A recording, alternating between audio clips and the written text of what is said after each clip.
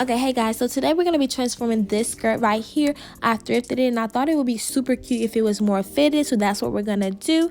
So let's get it. So you just want to measure the length that you want your skirt to be, and you're going to cut straight across. I try to cut like where the pleats ended because I still want to keep that look. I'm going to take it in, but I'm going to keep the side with the zipper and take it in the side that doesn't have the zipper.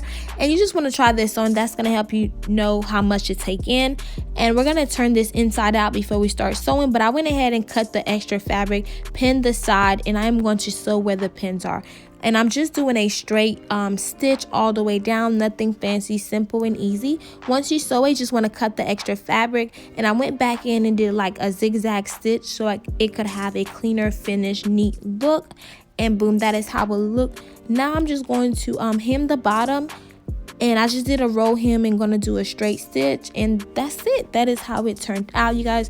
I was so excited. I paid $5 for this skirt, and these pleated skirts are like $30 to $40 depending on where you find them at. But yeah, so I'm so happy about this. It was so easy to take it in. Even if it's too big, you should still buy the item because you could always make it more fitted.